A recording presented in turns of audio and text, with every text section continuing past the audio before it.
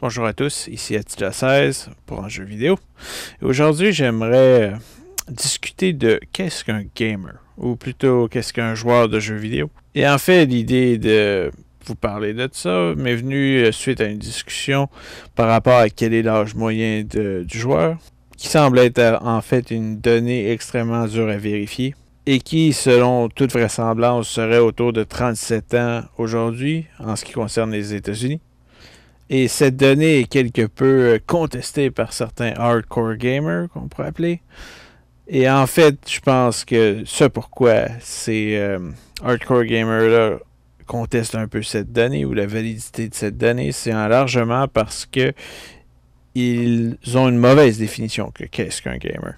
En fait, c'est que ces joueurs-là ont tendance à exclure une bonne partie de la population des gamers, qui sont en fait les joueurs plus occasionnels, tels que les joueurs de jeux de cartes virtuels, par exemple.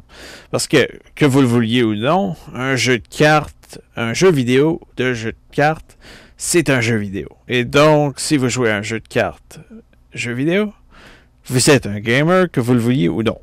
Donc, ces personnes-là qui jouent à des jeux comme ça, qui sont peut-être moins visuellement attractifs, n'en sont pas moins des gamers.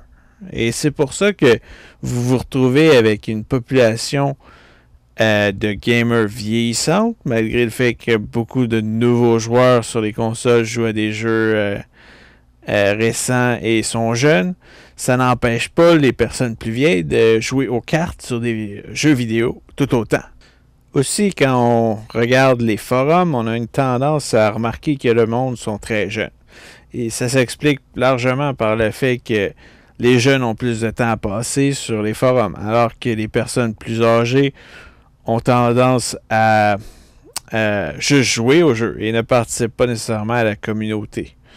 C'est pour ça que même si on a une apparence sur l'Internet que beaucoup de monde sont très jeunes, ça ne veut pas dire qu'il n'y a pas une grande portion de la population qui est plus âgée qui joue. Et à ce moment-là, peu importe les jeux, que ce soit des jeux de tir à la première personne, des jeux de stratégie, des jeux de cartes, des jeux, même les jeux de flash, sont des jeux vidéo, que vous le vouliez ou non. Et donc, toute personne qui joue à ces jeux sont généralement inclus dans qu'est-ce qu'un gamer.